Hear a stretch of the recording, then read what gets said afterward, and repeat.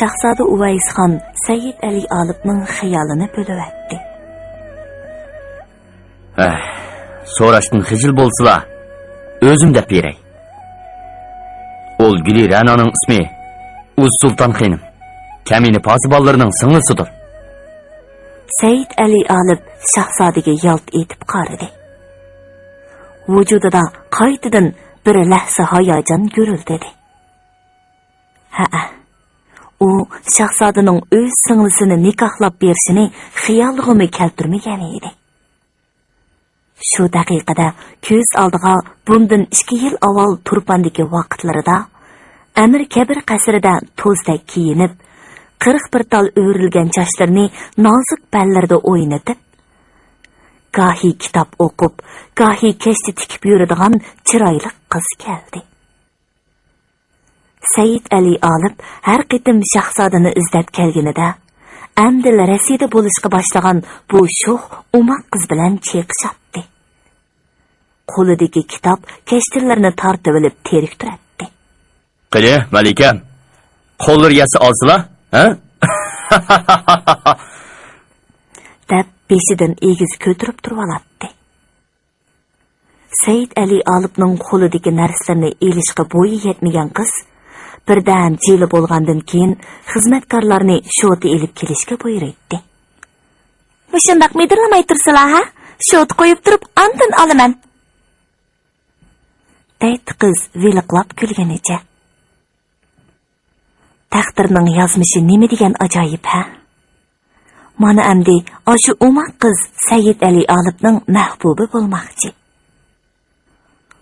Vujudi baxtiyorlikqa cho'milgan Sayyid Ali Olib hayajondan bir necha daqiqa o'zini yo'qotib qo'ygan edi. U o'ziga tikilib qarab turgan shahzodaga qarab, darhol esiga keldi.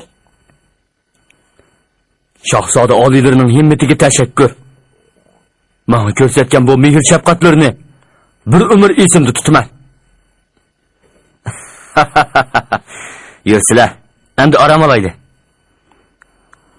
Xuddi bir shirin tush ko'rgandek tuyg'uga kelib qolgan Sayyid Ali Olib ajoyib go'zal tuyg'ularga asir bo'lgan edi. U shahzodaning xos chedirining oldiga kelganda chedirga tashnolik ilkida pam bilan qarab qo'ydi. Shahzoda chedirning oldida bir necha daqiqa turgandan keyin asta keyniga yondi. U bo'yiga yetgan singlisi bilan bir chedirda yetishni biat ko'rgan edi. Bugun kecha eng yaxshisi o'zlarining chedirlarida qo'nib qolsam bo'lg'udak. dedi shahzoda va ko'zatib turgan navkarlarga chedirning muhofazatini kuchaytirish haqida farmon berdi. Shahzoda topilmasimi, navkarlar kecha-kecha navbat bilan almashib kuzatib turardi. Chunki bu yerda dushmanning tahdidi bo'lmasimi, yirtqich hayvonlarning tahdidi bor edi. Atsi atdiganda o'rnidan turgan Sayyid Ali Olib shahzodaning uyqusini buzib etmaslik uchun tam bilan kiyindida, bomdod namozini o'qib bo'lib, nashta qilib olgandan keyin 10 necha navkarni agashtirib, to'g'roqlikning ichkirisiga yurib ketdi. Kecha tuzuk uxlay olmagan Sayyid Ali Olib bugungi to'y uchun o'g'i chiqqan. U g'animatlari orqali to'y ahliga to'ychiga berishni ko'ngliga pukkan edi. Tushga yaqin 2 bug'a va 10 necha qirg'ovul o'lab keldi. Jimjim yo'qab ketdilar. Nega ketdigan deb qopdimi? dedi Sayyid Ali Olibni ko'rib, chiroyiga kulgi yugurtgan shahzoda. To'ychining hozirligini qilib keldim. dedi Sayyid Ali Olib u g'animatlarni iymon qilib turib. Bular mening bu qutlug' to'yga tayyorlagan ozg'ini sovg'atim. O'ylamabdiman. Noitimi katta sovg'at bo'pti bu. Almisaqdan tortib, hech kim to'ychini ov g'animatlari bilan hozirlamagan bo'lg'iydi. Bahodirliklariga opirin. Yerim kun ichidila shunchalar o'ldilarga erishibdilar. Bundaq alvak ovni osonlikcha qilg'il bo'lmaydi. Bugun ta'lim o'ngdan keldi oliylari.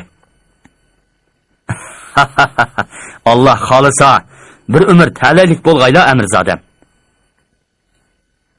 Sayyid Ali olib, o g'animatlarni oshpazlarga topshirib berib, to'y ishi tayyorlashga buyurdi-da, o'zi chediriga kirib, mahramlarining chedirini tozalab raddishiga nazoratchilik qildi. To'yning gapi tuyuqsiz chiqib qolg'achqa, yigit bir oz aldirab qolgan edi. Shu arada choch soqollarini qirdirib, yuyunib, kiyim almashtirib olishga aram ulgurdi. Peshin namozidan keyin Tarim vodisidagi bu qadimiy to'g'raqliqda to'yning nag'ma navosi yangradi. Kuz fasli oxirlashay deb qolgan bo'lsa-mu, qorong'i yog'liq dalasida allaqachon sovuq boshlanib ketgan edi. Turkistonga jazo yurish qilish uchun kelgan Mo'g'ulistonning sarkarda lashkarlari haftadan beri bu yerda yo oldiga, yo keyniga yanolmay to'xtab qolgan edi. Qarorgoh ichiga tikilgan mingga yaqin chidirlarda orom elib yotgan lashkarlar ish-pushqi tortib qolgan bo'lsa kerak. Ko'pinchisi qimor bilan nashiga berilgan edi. Qimorvozlarning varqirashgan, nashkashlarning olitog'il to'lashgan ovozlari anglanib turadi.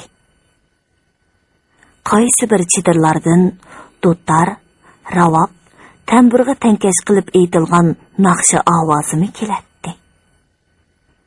Tez suratda jang qilib, Turkistonning shahar qishloqlarini bulab talab, shiqroq mol dunyo to'plash tamasida turgan sarkardilarmi Amir Shayx Nuriddinni itoat qildirib, G'albi Nusrat bilan poytaxt Turpandagi hashamatlik o'rdisiga qaytishni ko'ngliga pukkan. Harmidagi ayish ishratlik bazmanlarini seg'inib qolgan Sulton Shir Muhammad xonmi oldirab qolgan edi. Biroq ishlar uning kutgan yeridan chiqmay yotadi. Turpandan lashkar tortib chiqqan vaqtda turli hujum bilan qo'lga keltirishni ham xiyol qilgan G'albi Nusratdan texchilar umid yo'q edi. Shundoq Sulton Shir Muhammad xon Turkiston amiri Amir Shayx Nuriddin bilan bir necha qitim jang qilib boqdi. Jangda g'alaba qilolmagan bo'lsa-mu, har holda yengilibmi qolmadi. U Amir Shayx Nuriddinning kuchini sal chaqlab qolganligini his qildi. Turkiston lashkarlari mudofiyada turib-atdi. Mudofiyasi intayin puxta edi. Bu bir haftadan beri Sulton Shir Muhammad xon yov qarorgohining oldiga qo'shin avatib, lashkarlarni nag'ri chaldirib, jangga undab boqqan bo'lsa-mu, lekin ular jangga chiqmay yetib olgan edi. Bir necha qitim qaramliq bilan hujum qilibmi ko'rdi. Ammo kuchlik yo o'qi, paloxmonlarning zarbisida ilgirlayolmaganni ozdab, lashkarlari xeyli talobatga uchradi. Aldirab qolgan Shir Muhammad xon terikkak bo'lib qolgan edi. Yo'qlan ishlarga chechilib g'azablanadi. Mushavirlarni qarg'i kelgudek jang tadbirini tuzalmading deb ayblaydi. Nurg'un janglarni beshidan o'tkazgan, jang tadbiriga komil peshqadam sarkardisi Ulusbegi Xudoydodni bu qitim jazo yurishga birga elib olmaganligiga qattiq pushaymon qiladi. Ma'qul ko'rsilar, oliylari. Ulusbegi hazratlarini o'rnida qoldirib qo'yayli. deb maslahat ko'rsatganida bir qism amir sarkardalari. Ulusbegi hazratlari nurg'ulg'an nusratlik janglarni qilganman deb o'zini buyuk saltanatning to'riga hisoblab, bakli ko'ranglab ketib boradi. Bu do'ram ol arzimas Turkiston amriga shaxsan o'zlari lashkar tortib chiqqaylar. Turkiston qanchalik bir yer edi? Qudratli lashkarlarimizning bir pashvoyig'imi yaramaydi. Ulusbegiga uningsizmi ag'yorlarimiz ustidan g'albi Nusratga yuzini alaydiganligimizni bildirib qo'yayli. Nusratsiz Qashqar yurishidan keyin Ulusbegining beshi xeylida tushib ketdi. Bu do'ram o'zlarini ko'rsatib qo'ysalar, aqldorlik qilib og'izlarini g'ingshilmaydigan bo'ladi. Shunda qilsalar oliylari. Ulusbegimi, ol Turkiston amrimi Sahip qalan ana hazratimning jasoratini bilib qolsin. Dadisi Sultan Muhammad Xon qazo qilishi bilan o'rdida qurultay chaqirmayla toj kiyib taxtda o'ltirib olganligi uchun inisi Shir Ali o'g'lonning tarafdorlari bo'lgan bir qism amir sarkardalarning noroziligini qo'zg'ab, nurg'ulg'an fitna fasodlarga sabab bo'lgan Sultan Shir Muhammad Xonning shundaqroq xiyoli bor edi. O'ziga qarshi chiqqan, taxtda o'ltirishiga norozi bo'lgan oshu sarkardalarning o'zini biror qitim jang qilib ko'rmagan, lashkariy ishlarning sipohlikning huddisidan chiqolmaydi deb so'z so'chak qilishganligidan xabari bor edi. Shunga yaqin qo'shnisi Turkistonni istilo qilib, Amir Shayx Nuriddinni al qilsa, taxtda o'ltirganiga norozi bo'lgan amir sarkardalarning Qashqarni qaytirib olish ishida hamdamga lashkar avatmay sukut qilib turib olganligi uchun o'zidan og'irnib yurgan Ulus begining og'zi tovoqlanatdi. Uni bazma, aysh ishratga mahir bo'lgani bilan lashkariy ishlarning huddisidan chiqolmaydi. Otasining taxtini zo'rlik bilan egilib olib, tayyorga hayyor bo'lib oldi deguchilarning tovuzi qo'ltiqidan tushatdi. Ana o'sha bir qator sabablar tufaylidan Sultan Shir Muhammad Xon Ulusbegi Xudoydatni o'rdada qoldirib qo'ygan edi. Ulusbegining 500 nafar xos navkaridan boshqa barliq sarkarda lashkarlarni to'liq elib, Ulusbegining cho'ng o'g'li Mir Muhammad Shohni o'ziga hamroh qilib, Ulusbegining Shahzoda Uvays Xon bilan birlashib olib, o'ziga osiylik qilishidan xotirjam bo'lgan edi. Sultan Shir Muhammad Xon Ulusbegini qo'lida tuzuk lashkar bo'lmagandikin menga osiylik qilishga, Shahzoda Uvays Xon bilan til biriktirishga petin olmaydi. Uning ustiga yenimda o'g'li Mir Muhammad Shoh bor. O'g'lini debmi bo'lsa, oli ko'ngillik qila olmaydi. Navoda shunday qilishga petingan taqdirdami, qo'limdagi nech tuman lashkarim bilan osonla adibini bera olayman deb chot so'qqan edi. Nihoyatimi afsuski, shu kunlarda ishlar uning o'ylig'inidek yurishmayotdi. Garchi Turpan tarafdan Ulusbegining oli ko'ngillik qilganligiga oid ma'lumot kelmagan bo'lsa-mu, ko'ngli yanada xotirjam emas edi. Ulusbegining o'g'li Mir Muhammad Shohni ataqda jazo yurish qilg'uchi qo'shinning yondosh sarkardasi deb chakarlagan bo'lsa-mu, amaliyotda hech ishga ega qilmay, yanada qattiq nazorat bilan saqlayotdi. Shu kunlarda kechkuz oxirlashib qolgan bo'lib, havo xeyli sovib ketgan edi. Ha deganda qor yig'ib qilish ehtimoli bor edi. Shir Muhammad Xon havoning tuyuqsiz o'zgarishidan ansirab, har kuni kechda yulduzga qaraydi. Munajjimlarni yulduzlarni kuzatib, aniq ma'lumot berishga qistaydi. Ular lashkar tortib chiqqanda, garchi kuz fasli bo'lsa-mu, Turpanning havosi yanala yoz faslidak issiq edi. Shunga lashkarlar nefis, yelin kiyinishgan. Qishliq kiyim-kechaklarni elib olmagan edi. Qarang'i yog'liq dalasida kunduzi ancha bilinmagan bilan kechsi sovuq adab ketadi. Agar havo o'zgarib tuyuqsiz qor yig'ib qolsa, lashkarlarning jang qilmiqi tasga tushadi. U chaqda lashkarlarga talofat Turkiston lashkarlaridan emas, tabiatning sovuqidan keladi. Musha ahvolni ko'zda tutgan Sultan Shir Muhammad Xon lashkarlarga qishliq kiyim-kechak elib kelish uchun Turpanga chaparman mong'izgan bo'lsa-mu, nech tuman lashkarlarning qishliq kiyimlari besilgan xorva, to'gilar bu yerga eng tez bo'lgandimi, bir oyda yetib kelalaydi. Uninggacha qoriqish boshlanib ketadi. Navoda Amir Shayx Nuriddin Mo'g'uliston lashkarlarining bu ahvolini bilib qoladigan bo'lsa, ish texmi chataq bo'ladi. Yelimi ular bu kelishmaslikni oldin mo'ljallaganda qiladi. Mana bir haftadan beri xuddi iniga kirib olgan chashqandek qarorgohiga mahkam bekinib olgan edi. Qandoq qilsam bo'lar? Lashkarlarni pen bilan turponga chekindiraymi ya? Undoq qilsam, ag'yorlarimning kulkisiga qolmamdimi? Uluspigi og'zidan chiqarmagan bilan ko'nglida mazoq qiladi. Meni texmi ko'ziga ilmaydi. Obro'yim to'kiladi. Tangrim. Ajab bir tas kunga qo'yding-ku meni. Nemishqimi oldiroqsalik qilgandimi? Faslning havoning o'zgarishi nemishqa esimga kelmagandi. Men o'ylamasammi, boshqa amir sarkardalar o'ylash kerak edi. Hech bo'lmasa, Ulusbegini birga ilib kelsam cho'kashki. G'izo tayyor bo'ldi, alilari. Sultan Shir Muhammadxon xiyoldan bosh ko'tarib, oldida puklanib turgan bekovul amiriga sat ko'laydi. Yo'qol! Bugun kecha qorong'i yog'liq dalasida sovuq boshqacha adab ketdi. Lashkarlar gulxan yiqib, chedirlarni isitishga majbur bo'ldi.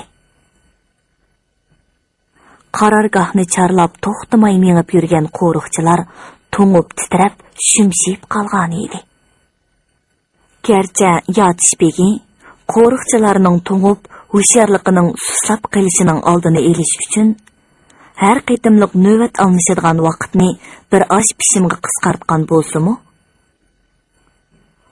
qo'riqchilar navbat almashga chiqadiganlar kelib bo'lguncha to'nglab, kasildab ketadi.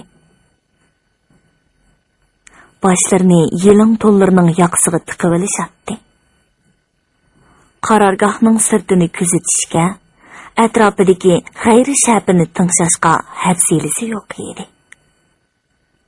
Asiyodi kuzat qiladigan vaqtning tezroq o'tishida, o'rniga almashadiganlarning patroq kelishida, gulxan yiqilgan chedir ichidagi issiq yo'tqonga kirib olishda qolgan edi. Minglarcha chedirlardan shakllangan qarorgoh shu vaqtiga yaqin sherin uyquga asir bo'ldi. Eransizlik bilan dugdiyib turgan qo'riqchilarni mugidak bosgan edi. Garchi ular asta midirlab turishsa-mu, vujudini havolut uyqusi asir qilgan edi. Shu topda ular qarorgohga pam bilan kirib kelgan 500 ga yaqin qor ko'langilarni faqatli sezmaydi. Tun qo'ynida shap chiqarmay ilgirlayotgan bu bosqinchilar qarorgohning o'ttirsidagi egizrak do'ngi tikilgan Sultan Shir Muhammadning bargohi oli deb atiladigan hashamatli chedirga qarab ketayotdi. Bargohi olining qo'riqchiligini qilayotgan navkarlar qarorgoh qo'riqchilariga qaraganda xeyli sagak edi. Ularning kiyimlari so'g'uqqa dalda bo'lgudek darajada qilin bo'lib, so'g'uq ularning sezgillarini bexutlashtirib olmagan edi. Ular o'zlariga qarab kelayotgan qari ko'langilarni ko'rib, bir oz sagaklashdi. "O'rin!" deb to'lidi navkar beshi. Qari ko'langilardan ovoz chiqmadi. Ular daqiqa to'xtab olgandan keyin qadimini texmi ittiglatdi. Jiddilashgan navkar beshi qilichini qinidan chiqarib to'ladi. "Joyingda jim tur. O'ranga javob ber." Qari ko'langilar javob berishning o'rniga qilichlarini tangliganicha ularga qarab shiddat bilan etildi. Shu hamon shoh chedirning atrofini chuqon suran qoplab, qirchab boshlanib ketdi. Kecha qorong'uligidan foydalanib, dushmanning shabxun urganligini sezgan qo'riqchilar lashkarlarga xabar berish uchun qo'llaridagi mis tavildabosni chaldi. Tavildabos ovozini anglab, jiddiy ahvol ko'rilganligini his qilishgan nag'richilarmi uyqularini echib nag'ri chelishga boshladi. Tavildabos nag'ri ovozdan butkul qarorgoh o'ri to'pi bo'lib ketdi.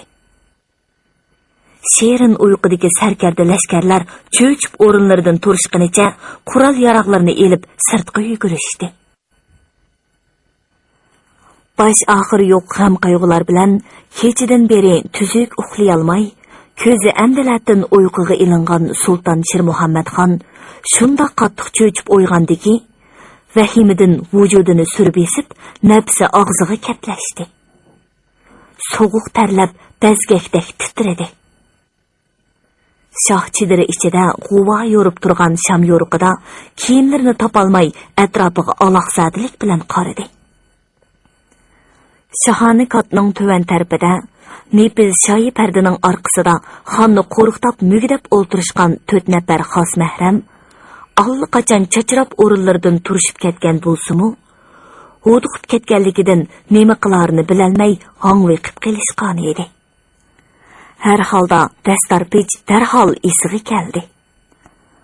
Aldirab tinab xonning kiyimlarini tepib kiyinishga yordamlashdi. Qattiq qo'rqib ketgan xonning put-qo'llari qo'lashmay, ha deganda kiyim kiyishga moslashib berolmay o'tadi. Xon ming bir jafoda oxiri kiyindi. Bu chaqda bosqinchilardan bir nechisi shoh chidirga bostirib kirdi-da, oldini to'sishga jur'at qilgan mahramlar bilan qilishishga boshladi. Put qo'lida jon qolmagan Sulton Shirmuhammadxon lag'ildab titriganicha yo'shirung'idek joy izlab to'rt atrofiga qaraydi. Kimlardandir madad tilaydi. Chashqon to'shiki saroy ko'rinib, burniga o'lim purab turgan xon hayotidan umid uzgan edi. Ah, Tangrim, ajilim mush yerda to'lgan o'xshamamdi. Nimishqimi bu jazo yurishini ixtiyor qilgan bo'lg'aydim. Sepillar mustahkam Turpan shahridan chiqmasam bo'pti-kan. Ular nimishqa yuzlarini qorlati bilan o'rib oladi. Yoki bu Turkiston lashkarlarining qoidasimikin, ha? Xonni jon fidolik bilan qo'g'dayotgan ikki mahram orqa-orqadan bosqinchilarning qilichida yer tishladi. Ana o'sha halqiliq paytda shoh chidirga xonning 10 necha nökri yopirilib kirdi-da, bosqinchilarni orqa elib olib, o'tkir qilishlari bilan yer tishlatishga boshladi. "Alilari, bu yoqqa mansila!" dedi bir oz ho'shini yiqqan Dastorpech murdada qetib qolgan Sulton Shirmuhammadxonni shoh chidirning orqa ishki tarafga tortib. Aloqsadilikda xuddi kichik bolaga o'xshab qolgan xon ko'ziga nijotlik yo'li ko'ringandek Dastorpechning kaynidan agashdi. Shoh chidirning orqa tarafi har holda bexatar edi. Jon qayg'usida qolgan Sulton Shirmuhammadxon sirtqa chiqqandan keyin bir oz esiga keldi-da, atrofga alanglab qaradi. Xon oliylari orqamdan kelyotidi deb o'ylagan Dastorpech yugurib mong'inicha xeyli uzab ketgan edi. Sulton Shirmuhammadxon birdilla o'zining yolg'iz qolganligini his qildi.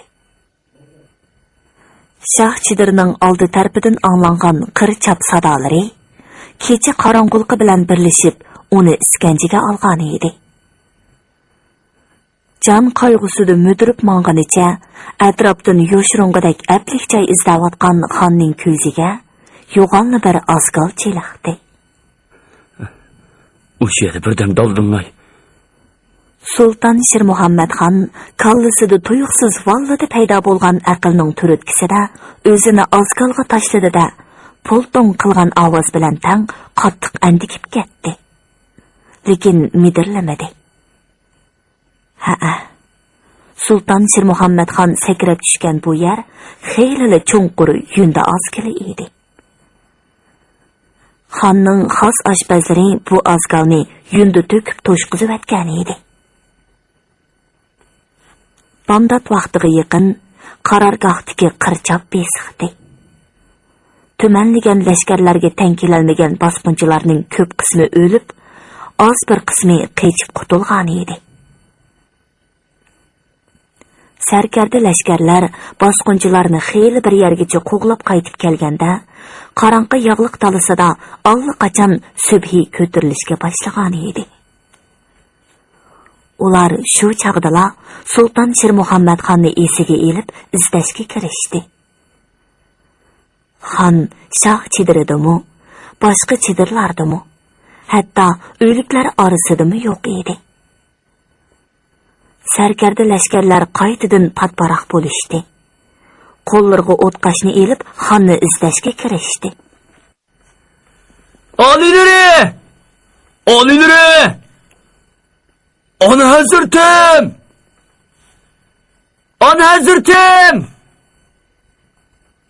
Devlet panahimiz! Yunda azgıladagi muzdek suvda putqollari uyushib, hushidan ketay deb qolgan Sultan Shirmuhammad xonning quliqiga sarkardalarning chaqirgan ovozi anglandi. Lekin har qancha tirmishibmi putqollarini harakatlantira olmadi. Qo'llarida o'tqash ko'tarib olgan sarkarda lashkarlar yunda azgilining atrofidan uyoq bu yoqqa o'tishatdi. Lekin bu yunda azgilga qarab beqish hech kimning xiyoliga kelmaydi. To'nglab tishlari kasildab ketgan xon ming tasdi zuvonga keldi.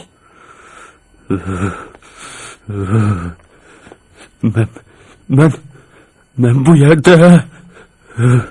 Men bu yerda. Xonning ovozi bekmi jonsiz edi. Shundaqdimi azgalning leviga kelib qolgan nökarlar bu ovozni angladi. O'tqashni azgalga tutdi-da xonni ko'rib cho'chib ketdi. Ha? Olilari? Xon olilari bu yerda ekan. Nökarning ovozini anglab, sarkardalar yugurib kelishdi. Azgalga sakrab tushib, xonning qo'ltig'idan yo'ladi. Qaytadan nijotlikka erishgandek tuyg'uga kelgan Sultan Shirmuhammad xon hushidan ketgan edi. Sarkardalar xonni ko'tir-ko'tir qilishqinicha shoh chidirga elib kirishdi-da, cho'p-cho'p bo'lib ketgan kiyimlarini soldirib, yo'tqonga yo'kashdi. Uninggacha teyiplar xonning cheksini uvulab, kolpiklarini besib, putqollarini ishqalab, hushiga keltirishga tirishdi. Xudoga shukr, xon hushiga keldi. Sultan Shirmuhammad xon beshida qarab turgan sarkardalarni dastlab quva, keyin aniq ko'rdi. Har nima bo'lsa, texi hayotganman. Qarorgoh qo'ldan ketmabdi. Ya Xudo, nima degan dahshat-a? Shukr. Ko'radigan kunim, yeydigan rizqim tex tugamagan o'xshaydi. On hazratimga ehtirom bo'lg'ay. Qiblagoyimizning oltin bo'yiga salomatlik tilaymiz. Sultan Shirmuhammad xon atrofida qo'l bog'lab turgan sarkardalarga bir qo'r ko'z yugurtib chiqqandan keyin asta pichirladi.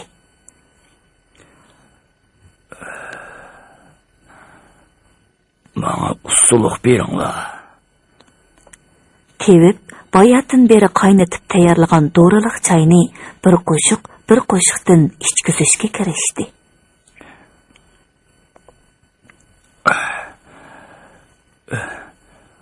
Usulukum qonmidi. Soğuk su beringlar. Soğuk su içsizlar, salomatliklarga zarar yetadi qiblagoyim. Hozircha mushu doğruluq choyni ichiversilar. Dedi Tevib tuvanchilik bilan iltijo qilib. Nima bo'lsam mayli, bir yutum so'g'uq suv ichay. Dedi Sultan Shirmuhammad xon qat'iylik bilan. Tevib xonga suv berishga majbur bo'ldi. Suvni ichib xon bir oz jonlangandek bo'ldi. Lekin medirlay olmadi.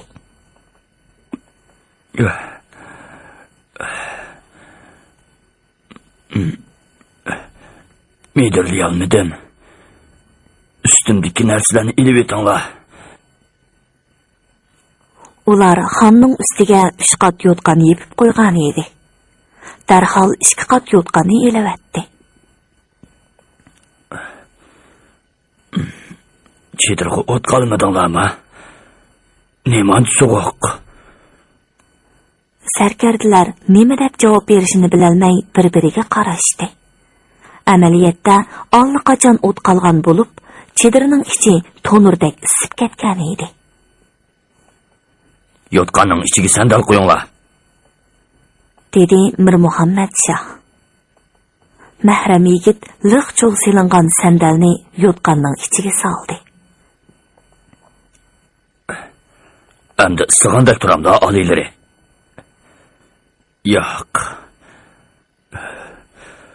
Muzlatib turaman. U ko'zini yumib bir oz turib olgandan keyin tuyuqsiz bir ish yodidan kechgandek ko'zini lappida ochdi. Ol mol yigitlarni tutdinglarmi? Muhtaram Qibligoyimga ma'lum bo'lg'ay, dedi yandash Amir Lashkar Mir Muhammad Shoh qo'l bog'lab turib. Ol mol yigitlarning oz bir qismi qaytib ketdi. Qolganlarning hammasini qilichdan o'tkazdik. Shir Muhammad xonning ko'z oldidan yuzini qarilati bilan o'rib olgan qotillar lep qilib o'tdi.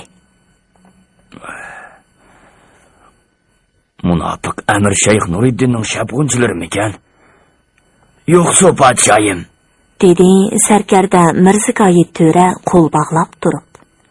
Tuzkur shahzoda Uvaysxonning navkarlari ekan. Shahzoda Uvaysxon? Sulton Shir Muhammad xonning yuragi qart qilib ketdi. Chekisidan purrida tari tajrab chiqdi. Ko'zlari aloqsodilik bilan chekchaydi. O'zini tutaldinglarmi? Gunohimizdan kashkaylar oliylari kechib ketdi. Kechib ketdi? Qo'g'lamadinglarmi? Ko'z oldimizdan hamsatili g'oyib bo'lib ketdi. Qaysi tarafga qochqinni bilolmadik. Lashkarlar izdavotidi. Shu topda Sulton Shir Muhammad xonning g'azablangudek maqduri yo'q edi. Ochiq yutib ulug' kichik tindi. Chiroyini purishtirgunicha ko'zini yumib oldi. Ularning hammasi bir to'p non kepilar. Ularning shahzoda haqida bergan yolg'on yovdaq ma'lumotlarga ishinib yuribdiman texi. Ko'rsatman ularga yolg'onchiliklarini. Xap. Qo'rqib turgan sarkardilar shu topda nima o'ylayotganligini bilib olmoqchi bo'lgandek xonning chiroyiga yoshirin sapsilishdi. Sarkardilarning orasida xonning nazariga tushib qolmaslik uchun kirpidek tugilib olgan yotish begi lag'loq titraydi. Chunki qarorgohning kechilik muhofazatining puxta bo'lmasligidan kelib chiqqan bu voqeada yotish begining mas'uliyati eng ig'ir edi. Ha deganda xonning bu mas'uliyatni surishti qilib, uni o'limga buyurish ehtimoli bor edi. Shoh Chidirning ichi chivin ussa anglangudek darajada timtoslikka cho'mgan edi. Sarkardilar yo chiqib ketishini, yo turaverishini bilolmay texiji o'ri turishatdi. Bir chog'da Sulton Shir Muhammad xon asta ko'zini ochdi. Uning ko'nglini bir-biridan vahimalik xayollar chirmab olgan edi. Ol baxt qara tuzkur shahzoda bu yerga qandoq kelgandi? Kechida qarorgohni bosqin qilishga qandoq betingandi? Navkarlari oz o'xshaydi. Bo'lmasa, uning qasnamoqchi bo'lgan odami men. Shunga udul shoh Chidirga tegish qilgan gap. Bu do'ram uni tutmay hargiz tinchimayman. Osmonga chiqib ketsa topinidan, yerga kirib ketsa ko'kolisidan tutib, kallasini tenidan judo qilmag'icha menga hargiz oromchilik yo'q. O'z vaqtida Tojudaxtni qo'liga ilibla gunohsiz jiyanni o'ldirdi degan batnamga qilishni voyim yeb, oyab qo'yganligimning jazosi bu. Ahvoldan qaraganda Shahzoda Amir Shayx Nuriddin bilan ko'maklashmoqda. Navoda kömeklashgan bo'lsa, buncha oz navkar bilan shapxun urmagan bo'ladi. Navoda shunda qilgan bo'lsa, ya Xudo, o'z panoyingda saqlig'ingga shukr. Hurmatli radio anglag'uchi do'stlar, yozuvchi Yosinjon Sodiq Cho'g'lonning Bahodirnoma nomli 6 qismlik tarixiy romanining birinchi qismini bugun mushagicha anglatdik. Davomini atki programmamizda anglag'aysizlar. Har qaysi qo'shin kashkirga chekinishning tayyorligini qilsin. Al-yotqi bilan qo'zg'alamiz. Turkiston askarlari bilan ko'maklashsak, Sultan Shir Muhammad xonni yo'qotgandan keyin ularni vatandan chiqarib atmak tas bo'larmikin? Oliylari birdan orom ilib olsalar. Men Sarkarda Bo'ron xo'janing jarohatini ko'rib baqay.